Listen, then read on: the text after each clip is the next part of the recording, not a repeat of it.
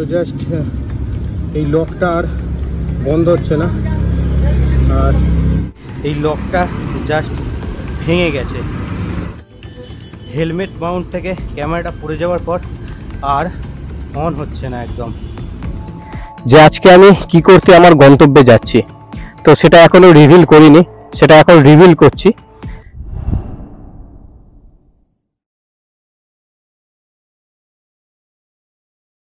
সুপ্রভাত সকল দর্শককে, আশা করি সবাই ভালো এবং সুস্থ আছেন। চলে এলাম আবার নতুন দিনের নতুন ব্লগে। তো আজকে চলেছি দক্ষিণ বারাসাতের উদ্দেশ্যে, আর আমার গন্তব্য শুরু হবে আমার বাড়ি থেকে, অর্থাৎ বজবজ থেকে। সোজা আজকে যাব বজবজ টু দক্ষিণ বারাসাত। তো জার্নিতে সঙ্গে থাকুন, ভিডিও শেষ পর্যন্ত দেখতে থাকুন। আর যদি ভিডিওটি ভালো লাগে অবশ্যই ইউটিউব চ্যানেলটিকে সাবস্ক্রাইব করবেন, আর ফেসবুক এবং ইনস্টাগ্রামে ফলো করতে ভুলবেন না। আজ টোটাল আমি রাইড করব প্রায় 90 কিলোমিটারের মতো, মানে আমার বাড়ি থেকে আমার গন্তব্য টোটাল 90 কিলোমিটার। তো এই 90 কিলোমিটারে কি কি হচ্ছে, রাস্তায় কি কি সমস্যা আছে বা কিভাবে আমি যাচ্ছি, সমস্তটুকু থাকবে এই ভ্লগে। তো আজকে এই ভ্লগে আমার সঙ্গী হবে আমার সুজুকি বাগম্যান স্ট্রিট, অর্থাৎ আমার স্কুটারটা, কারণ হিমালয়ানটা এখন নেই। কোথায় আছে, কেন বাইরে আছে, তো হিমালয়ানের সমস্ত খবর দেব পরের ব্লগে। তো আপাতত আজকে আমার সঙ্গে সুজুকি বাগম্যান স্ট্রিট। তো চলুন রাস্তার দৃশ্য এনজয় করা যাক। তো ফাইনালি রাইডিং গিয়ার্সগুলো সব পরে নিলাম, আর আমার প্রথম স্টপেজ হবে হচ্ছে এখান থেকে ডায়মন্ড হারবার। দেন ডায়মন্ড হারবার থেকে আমি সোজা চলে যাব হচ্ছে বিষ্ণুপুর। দেন বিষ্ণুপুর থেকে আমি দক্ষিণ বারাসাত ঢুকবো। তো নিজের গাড়িকে একটু নমস্কার করে নিলাম, প্রণাম করে নিলাম, দেন এবার সোজা বেরিয়ে যাচ্ছে।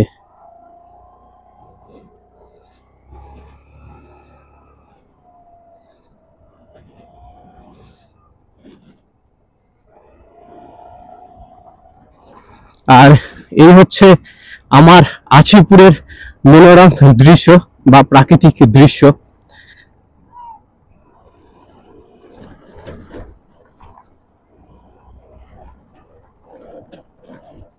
রাস্তা খুবই খারাপ।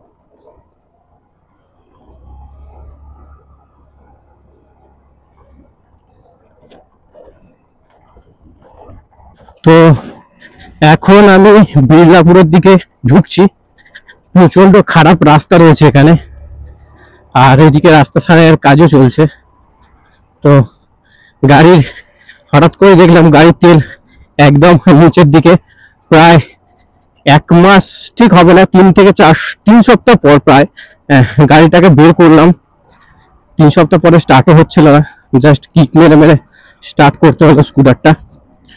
দেন এখন দেখছি ফিউলও শেষের দিকে। তো আমার ফার্স্ট এখন কাজ হচ্ছে এখানে পেট্রোল পাম্প থেকে পেট্রোলটা ভরে নেওয়া। জায়গাটার নাম হচ্ছে 4 ফটক বিড়লাপুরের। তো এবার এখান থেকে আমি সোজা বাম দিক নেব। বাম দিক নিয়ে বিড়লাপুরের ক্যালসিয়াম মোড় বলে একটা জায়গা রয়েছে, সেই ক্যালসিয়াম মোড়ে চলে যাব।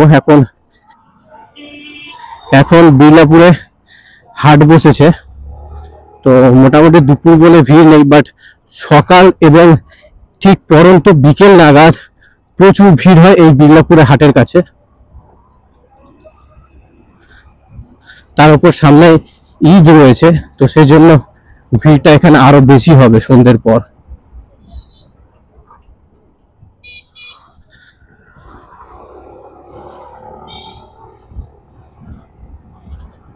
আর আমার এই সোজাই রয়েছে বিড়লাপুর বাস স্ট্যান্ড। এখান থেকে চড়িয়াল, বেহালা প্রত্যেকটা বাস পেয়ে যাবেন।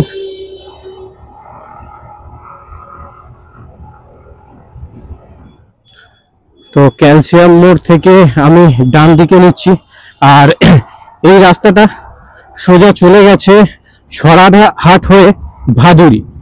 আর এই রাস্তাটা থেকে আপনি সোজা সরিষা, ডায়মন্ড প্রত্যেকটা জায়গায় আপনি যেতে পারবেন।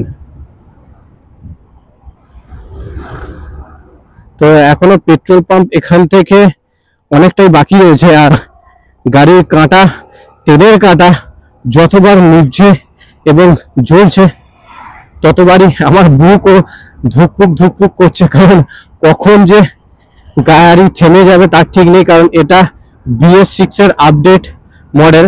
এখানে ফিউল ইনজেক্টেড ইউজ করা আছে, তো এখানে কোনো রকম রিজার্ভের অপশান নেই এই জায়গায়। তো সেই দিক থেকে একটু ভয় রয়েছি। তো সামনেই পুলিশের গাড়ি রয়েছে, তো আস্তে আস্তে বেরিয়ে যাব ধার থেকে।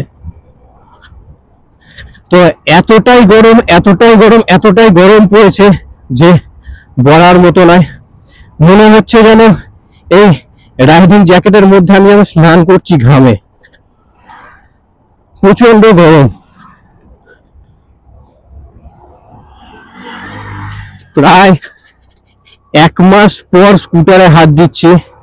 স্কুটারটায় বসে মনে হচ্ছে যেন আমি কোনো একটা ছোট বাচ্চা স্কুটার চালাচ্ছি, কারণ 1 মাস টানা হিমালয়ান চালিয়ে এমন অভ্যাস হয়ে গেছে যে স্কুটার বা আদার্স যদি কোনো নর্মাল ছোট হায়ার লোয়ার সিসি বাইকে বসি মনে হবে যেন কি না কি চালাচ্ছি। তো আপাতত সামনে নোদাখালীর কাছে একটা পেট্রোল পাম্প আছে, তো সেই পেট্রোল পাম্পে আমি তেল ভরার চেষ্টা করব। চলে এলাম নোদাখালীতে। আর এই যে ডান দিকের রাস্তা থেকে আমার বাড়ি যাওয়া যায়, আর সোজা পড়বে জলকলের রাস্তা। এই জলকলের রাস্তার উল্টো দিকেই পেট্রোল পাম্পটা পেয়ে যাব। তো খালি ভয় লাগছে যে গাড়ি কখন বন্ধ হয়ে যাবে। আর এইভাবে এইসব গাড়ি পুরো মাঝ রাস্তার উপরে দাঁড় করিয়ে রাখে। তো অলরেডি জলকলের কাছে এসে গেছি, আর জলকলের উল্টো দিকেই পড়বে পেট্রোল পাম্প। প্রচন্ড রাস্তা খারাপ এখানে, চারিদিকে রাস্তা খোঁড়াখুড়ি হয়েছে, আর রাস্তাগুলোকে কোনো রকম ভাবে আর দ্বিতীয়বার রিকভারি করা হয়নি।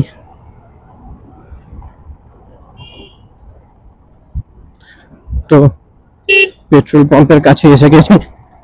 গাড়ির পিক আপ অলরেডি দেখুন কমতে শুরু করে দিয়েছে পিক আপ। তো একদম হেভি জায়গায় এসে গাড়িটার মানে তেল একদম শেষমুখী। তো এই পেট্রোল পাম্পে এসে গেছি অলরেডি।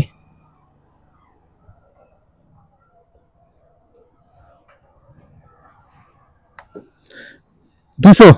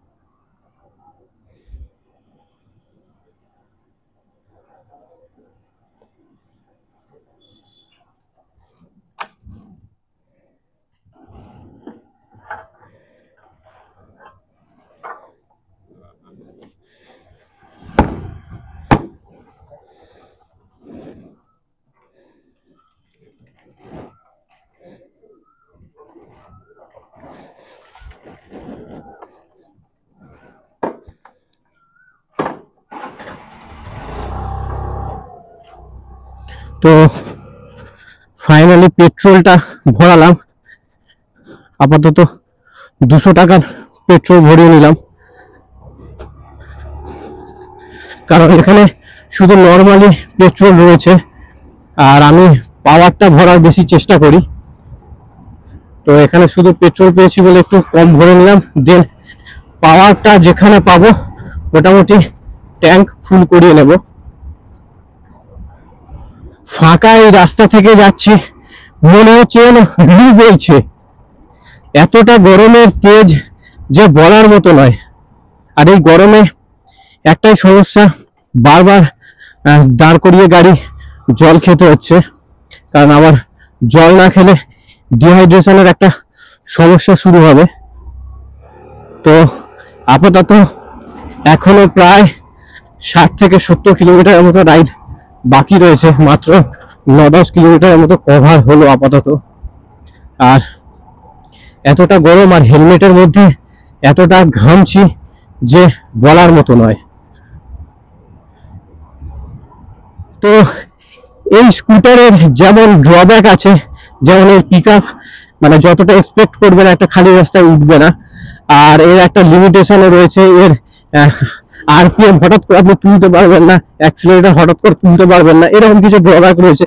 সেরকমই এর সুবিধাও রয়েছে যে এরকম যদি আমি খারাপ রাস্তায় যাই বা ডাইরেক্ট আমি স্লো করি, গিয়ার শিফটিং এর কোনো রকম ঝামেলা নেই। নর্মাল পিক আপ ছেড়ে দিন, গাড়ি অটোমেটিক স্লো হয়ে যাবে, গাড়ি অটোমেটিক ব্রেক, নর্মাল ব্রেক মারলেও কোনো ক্লাচের ঝামেলা নেই, দুটোই ব্রেক হিসাবে কাজ করছে। মানে এইগুলো আমার কাছে সিরিয়াসলি প্রচুর সুবিধা লাগে। আর এই গরমে অত্যন্ত কষ্ট হচ্ছে গাড়ি চালাতে। বাইরে মানে সেই লুয়ের মতো একটা পরিস্থিতি, 40 ডিগ্রি সেলসিয়াসের উপরেই রয়েছে এটা। তো আমার অন্যতম ফেভারিট একটা জায়গা বা ফেভারিট রাস্তার মধ্যে এই রাস্তাটা একটা, প্রচুরবার এসেছি এই রাস্তায়। তো আপনাদেরকেও দেখাবো রাস্তাটা। এই হচ্ছে সেই রাস্তাটা, মানে সুখের মতো চালানো যায়, না আছে যান, না আছে ঝঞ্ঝট, নর্মালি এগিয়ে চলুন একদম পুরো স্ট্রেট।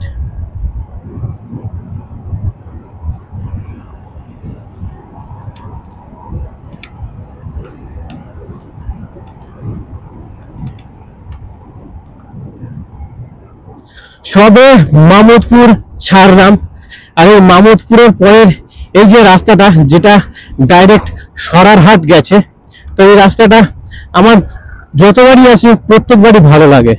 তো জাস্ট আপনাদেরকে দেখানোর জন্য এইখানে ক্যামেরাটা অন করলাম, যে দেখুন চারিদিকের পরিবেশ, দুদিকে পুরো ঝাউ গাছ, আর মাঝখানে ঠিক এই রাস্তা এরকম। বিশেষ করে যখন সন্ধ্যের টাইমে গাড়ি চালাবেন এই রাস্তায়, মানে আপনার মন ভরে যাবে গাড়ি চালাতে।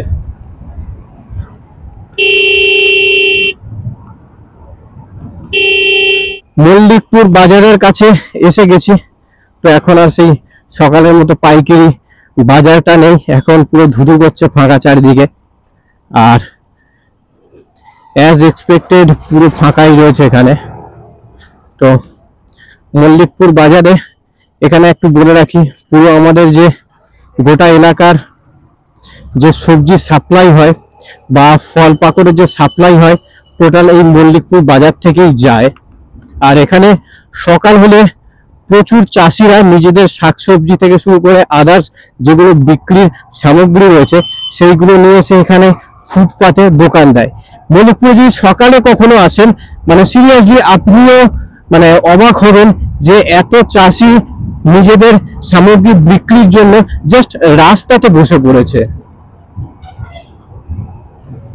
তো জাস্ট লোকেশনটা দেখুন, আর এই লোকেশনে আমার মতো বাইক প্রেমীর মানে খুব সুন্দর জায়গা এটা আমাদের জন্য।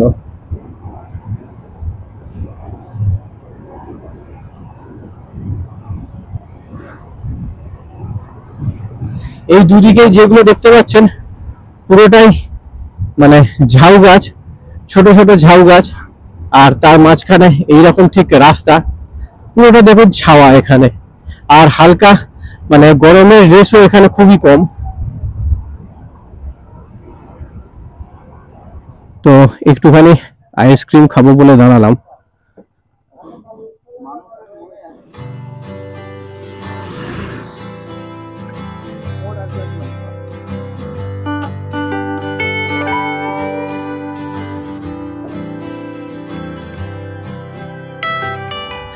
একটুখানি শরীরটাকে ঠান্ডা করলাম আইসক্রিম দিয়ে, যেটা শুধুই বরফ দিয়ে তৈরি। ছোটবেলায় প্রচুর খেয়েছি আমরা, এগুলোকে লেবু মালাই বলতাম। জাস্ট বরফ চেঁচে তার উপর লেবু আর জলজিরা এবং নুন মিশিয়ে খাওয়া হতো। তো সেই ছোটবেলাকার সেই স্কুলের স্মৃতি সেটাও মনে পড়ে গেল। তো জাস্ট এবার আমরা ভাদুরার দিকে এগিয়ে চলেছি। তো এখান থেকে ভাদুরা মিনিমাম আর 10 থেকে 15 মিনিটের মতো লাগবে, মানে প্রায় ধরুন 5-7 কিলোমিটারের মতো আর বাকি রয়েছে ভাদুরা। আর এই দুপুরবেলা পরেই রাস্তা পুরো ফাঁকা। এমনি টাইমে মোটামুটি হালকা ভিড় হলেও দুপুর টাইমটা পুরোপুরি এখানে ফাঁকা থাকে। তো এবার সরারহাট ঢুকবো। তো সরারহাট বাস স্ট্যান্ড এখান থেকে দেখা যাচ্ছে।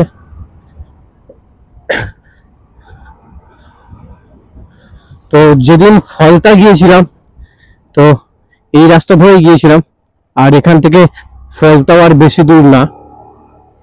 তো এই সোজা গেলেই ফলতা পড়বে, আর আমি মানে ফলতা রোডই বলতে গেলে ধরবো।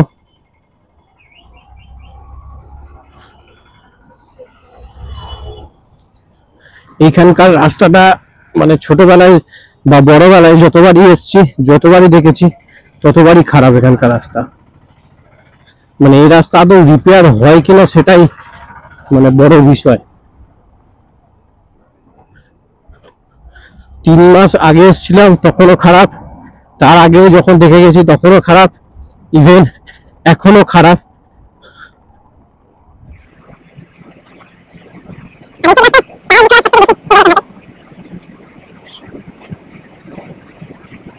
এখনো খারাপ, রাস্তা শেষ হয়নি, প্রায় 4 থেকে 5 কিলোমিটার রানিং করে আসছি। তো আমি এখানে একটা ছোট্ট গল্প বলি। আমি যেদিনকে প্রথম হিমালয়ান কিনে এসেছি, তো এই রাস্তা ধরে এসেছিলাম, ডায়মন্ড হারবার থেকে হিমালয়ান নেওয়া হয়েছিল, আর এই রাস্তা ধরে আমি বাড়ি ফিরেছিলাম। তো আমাকে প্রথম নতুন হিমালয়ানে পুলিশ ধরেছিল ঠিক এই সামনে, জায়গাটা আমি দেখাচ্ছি। তো এইখানে প্রথম পুলিশ ধরেছিল হিমালয়ানটা নিয়ে যখন আসছে, বলছিল যে নাকি আমার এক্সস্টটা মডিফাই করা, মানে আওয়াজটার জন্যই ধরেছিল আমাকে। তো এই হচ্ছে সেই জায়গা, এই জায়গাটা করে পুলিশ ধরেছিল। তো সেদিনও একটা মজার দিন ছিল, গাড়ি সব নতুন শোরুম থেকে বার করছি, আমাকে ধরছে আমি নাকি এক্সস্ট মডিফাই করেছি। ওহ, জাস্ট ধুলোর যেন পাহাড় বইছে এখানে, প্রচুর ধুলো। আর এখানে দেখা যাচ্ছে ভাদুরার 1.5 কিলোমিটারের মতো বাকি রয়েছে।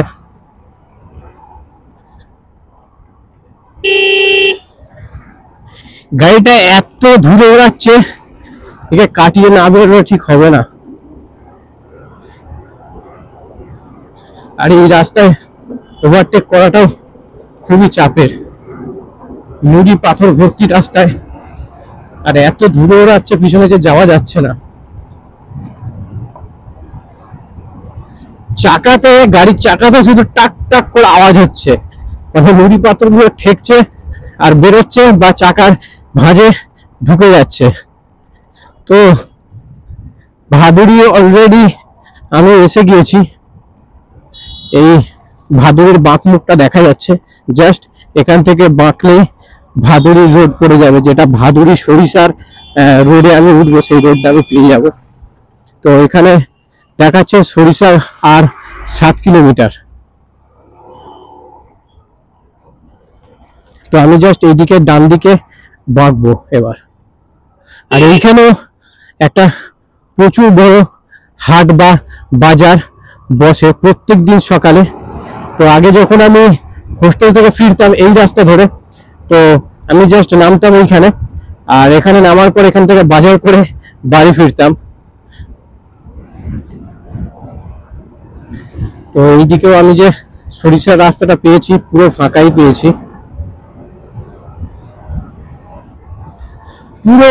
পুরো ফাঁকা রাস্তা। এইসব জায়গায় হিমালয়ান চালিয়ে মজা, বা যে কোনো হায়ার সিসি বাইক চালিয়ে মজা।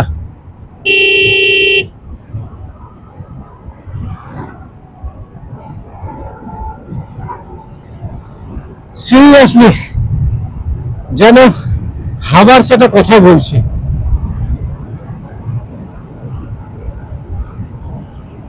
একটা নর্মাল স্কুটার 125 সিসি স্কুটারের পক্ষে 70-80 একটা খুব সুন্দর একটা স্পিড থাকে।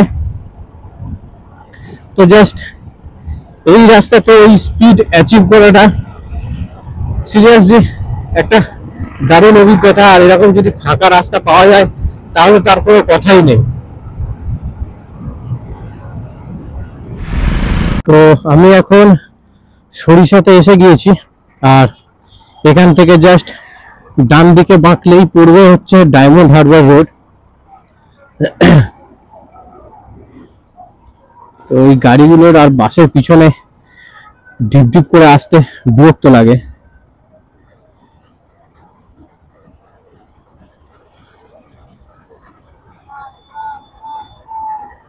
তো এখানে সিগন্যালে ফেলে দিয়েছে, তো জাস্ট সিগন্যালটা খুলেছে, এবার এখান থেকে বেরোবো। তো এরকম ডান দিক হয়ে সোজা ডায়মন্ড হারবারের দিকে বেরোবো। এই গরমে যদি কয়েক সেকেন্ডের জন্য রোদ্দুরে কোথাও গাড়িটা নিয়ে দাঁড়িয়ে যায়, মানুষের অস্বস্তি, একটা গরমের যে বিদঘুটে অস্বস্তি সেটা ফিল হচ্ছে।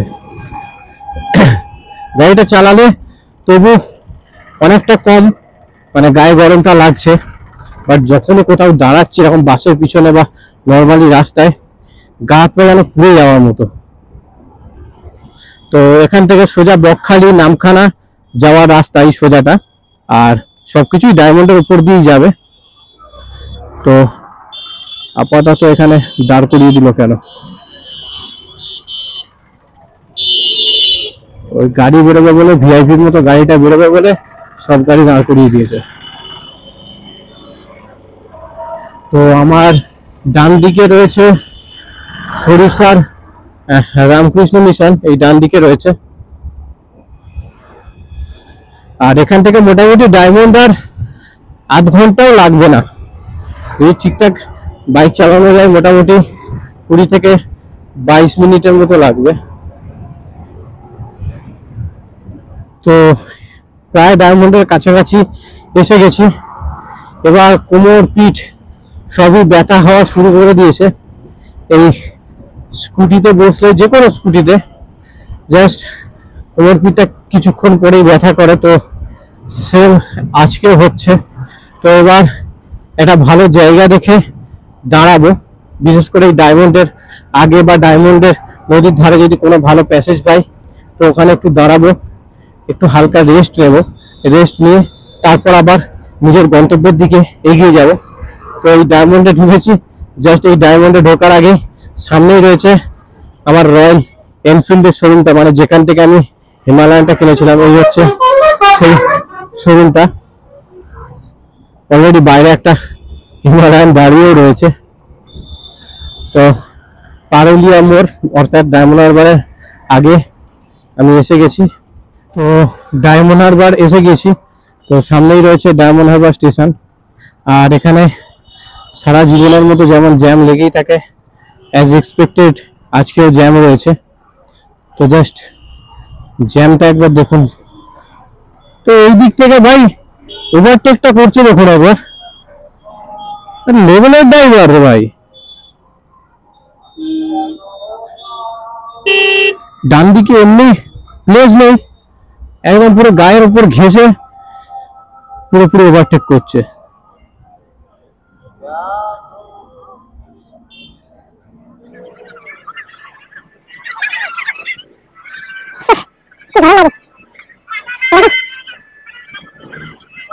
তো এইদিকে হচ্ছে ডায়মন্ড হারবার স্টেশন। তো এই স্টেশনের গেটটা দেখাই যাচ্ছে,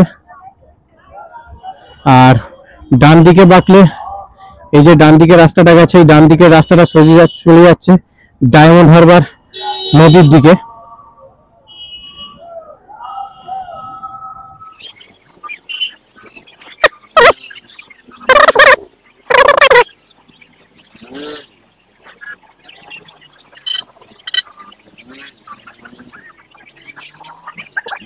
অবশেষে বাসটার পিছন থেকে একটু বেরিয়ে ওভারটেক করে সোজা জেটি ঘাটের দিকে চলে এসেছি। সামনেই রয়েছে ডায়মন্ড হারবার জেটি ঘাট। তো এখান থেকেই গঙ্গাসাগরের যে ক্রুজ ছাড়ে, খুবই ইচ্ছে ছিল এক সময় আসার, বাট হয়ে ওঠেনি। তো এই দূরে দেখা যাচ্ছে জেটি ঘাটটা।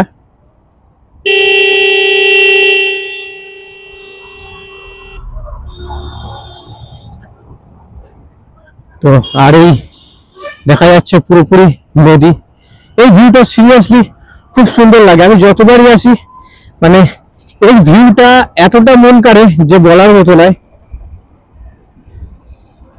তো এখানে আছে আই লাভ ডায়মন্ড হারবার, আর এই সোজা গেলে হটুগঞ্জের রাস্তা পড়বে, আর হটুগঞ্জ থেকে আমি তারপর বাঁ দিকে বেঁকে যাব।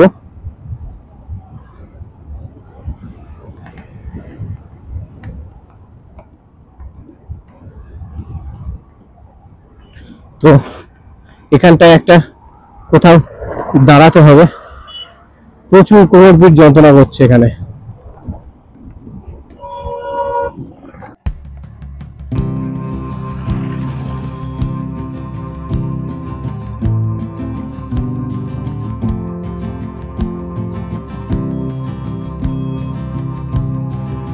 একটু জিরিয়ে নিলাম, এবার বেরোতেই হবে, কারণ অলরেডি ঘড়িতে 3টে বাজতে চলে।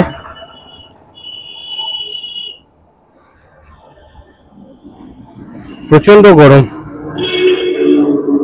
জাস্ট মাঝে একটু কোল্ড ড্রিঙ্কস খেয়ে শরীরটাকে একটু হালকা চিল করে নিলাম।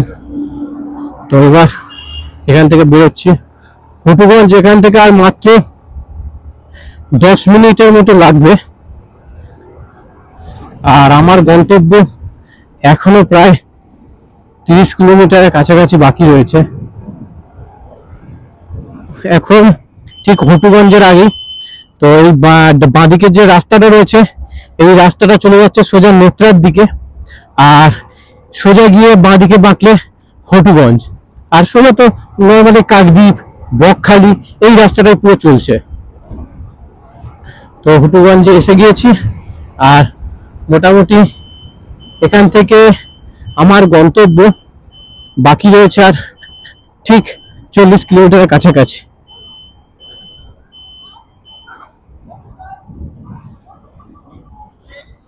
তো এটা হচ্ছে হটুগঞ্জ বাজার।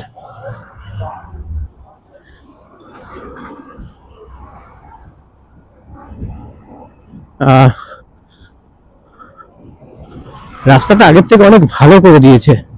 আগে যেমন এখানে মানে নর্দমা খানাখন্দ বেশি থাকতো, রাস্তার পিচ কম থাকতো, এখন পুরোটাই সমতল করে দিয়েছে।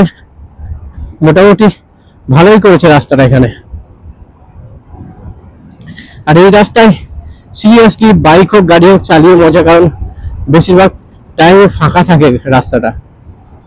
শুধু একটাই সমস্যা, রাস্তার দুধারে প্রচুর জনবসতি আছে, বাচ্চারা কখনই রাস্তার মাঝখানে চলে আসবে সেই জন্য একটু ভয় লাগে। বাট রাস্তাটা কিন্তু পুরোপুরি ফাঁকা থাকে সব সময়।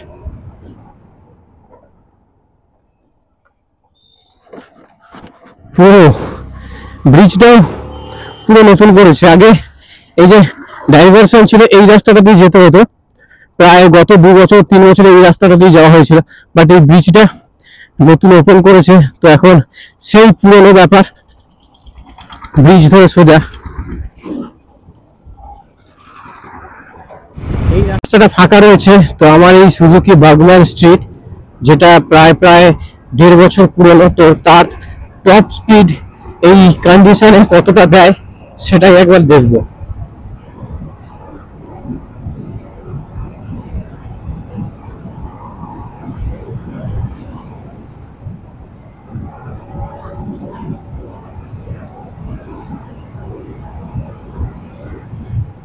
দুবারই তুললাম, 82 অব্দি যাচ্ছে। আরেকবার ট্রাই মারবো।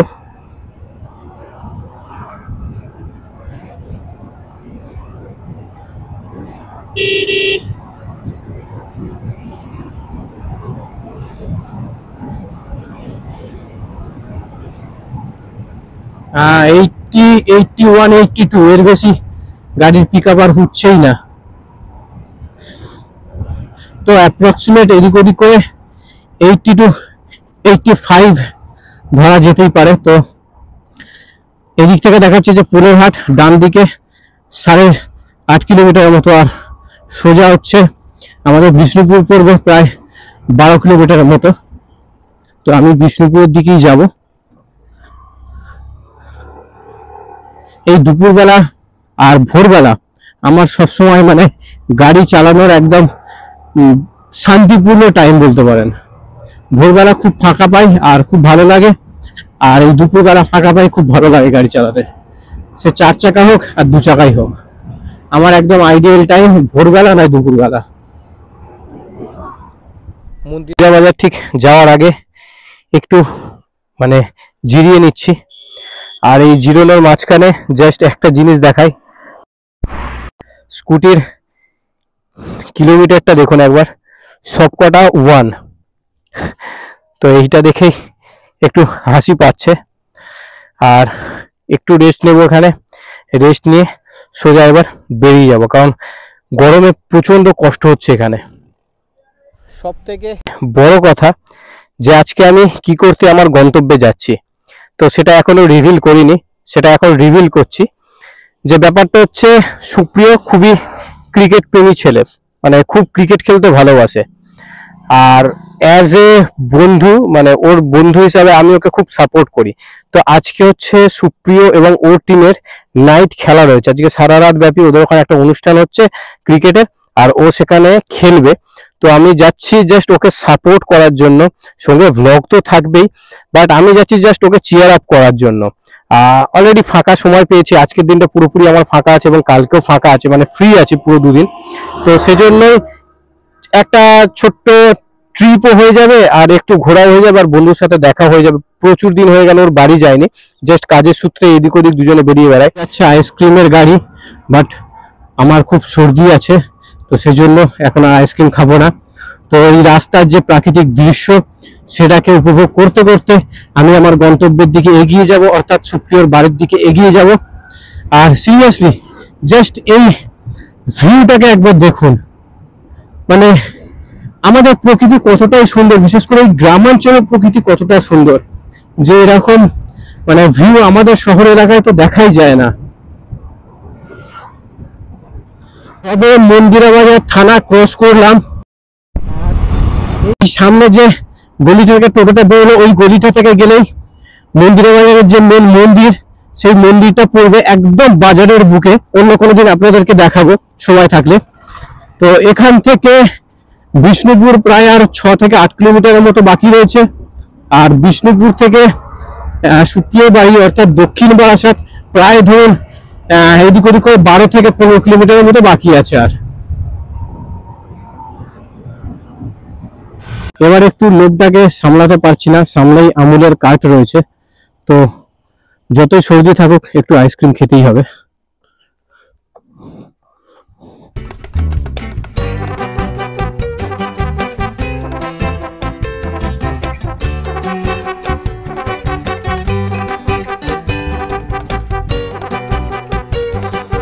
অবশেষে কারবালা হয়ে বিষ্ণুপুর ঢুকছি, তো আর মোটামুটি বাকি মিনিট 5 মতো, আর হাতে 2 থেকে 3 কিলোমিটারের মতো বাকি রয়েছে। আর বিষ্ণুপুরে বাজারে আমি চলে এসেছি, এবার এদিক থেকে আমাকে বাঁদিকে রাস্তা নিতে হবে। হেলমেট মাউন্ট থেকে হঠাৎ করে ক্যামেরাটা পড়ে গেল, জাস্ট এটার ম্যাগনেট লকের একদিকটা পুরোটা ভেঙে গেছে। তো জাস্ট এই লকটা আর বন্ধ হচ্ছে না, আর ক্যামেরাটা পড়ে গিয়ে জাস্ট চারদিকটা একটু ভেঙে মতো গেছে হালকা। তো আমি এখন সুপ্রিয়দের এখানে এসে গেছি, তো ওদের এখন মাঠ রেডি হচ্ছে, আর এই হচ্ছে সুপ্রিয়। সন্ধ্যার মুখে যখন আমি ফিরছিলাম, মানে আমার গন্তব্যে আমি আসছিলাম সুপ্রিয়র বাড়িতে, তো সেই সময় জাস্ট একটু অঘটন ঘটে, জাস্ট হেলমেট থেকে ক্যামেরাটা পড়ে যায়। তো তারপরের শ্যুটিংটা আমি করতে পারিনি বা আপনাদের দেখাতে পারিনি। তো আজকে আমি এসেছি সুপ্রিয়দের এখানে, সুপ্রিয়দের একটা নিজস্ব অর্গানাইজ ক্লাব রয়েছে, সেই ক্লাবের আজকে ক্রিকেট প্রতিযোগিতা রয়েছে, তো 16টা টিমের খেলা রয়েছে, তো আমি সেটা দেখার জন্যই এখানে এসেছি। তো আমার পাশে সুপ্রিয় রয়েছে। তো প্রথম খেলা কেমন লাগলো? প্রথম খেলা আর কি বলবো, কিছু বলার নেই, হাঁটতে হাঁটতে জিতেছি, বাকিটা জানা যাক। এখানে মোটামুটি 6 মারাই খেলা চলছে, তো খেলা সম্বন্ধে আমি অতটা জানি না, তো একদম ভিক মে মিলি হ্যাঁ ইয়ে জিত। তো ছেলেটাকে একদম সেই ভিক্ষার মতো করে জিতটা দেয়া হলো। তো এরপর নেক্সট খেলা কখন আছে? নেক্সট খেলা আপাতত লটারি হবে, তারপরে খেলা। তো এখন আপাতত আদার্স যে টিম আছে সেইগুলো নামছে। তো এখন অন্য টিমের খেলা চলছে, আর সুপ্রিয় টিমের খেলাটা যখন হবে জাস্ট আমি ছোট্ট করে ক্লিপ আমি দিয়ে দেবো। আর এখানে টোটাল এই খেলাটা ড্রোন শ্যুট হচ্ছে, ইভেন ক্যামেরা হচ্ছে, তো তার একটা ছোট্ট শর্ট ভিডিও আসবে, তো সেটাও আমি দেখাবো আপনাদের। ভিডিওটি কেমন লাগলো জানাবেন অবশ্যই, আর যদি ভিডিওটি ভালো লাগে অবশ্যই ইউটিউব চ্যানেলটিকে সাবস্ক্রাইব করবেন, আর ফেসবুক আর ইনস্টাগ্রামে ফলো করতে ভুলবেন না। আর এখন ঘড়িতে বাজে প্রায় 1:30টার কাছাকাছি না? তো এখন ঘড়িতে বাজে প্রায় 1:07। আর ওই যে বললাম রাস্তার অঘটনের জন্য আমি ফুটেজটা দেখাতে পারিনি। তো আজকে রাতে আমি এখানেই থাকবো, অর্থাৎ দক্ষিণ বারাসাতে থাকবো, আর কালকে সোজা চলে যাব বাড়িতে। তো আজকের মতো টাটা, সবাইকে গুড নাইট।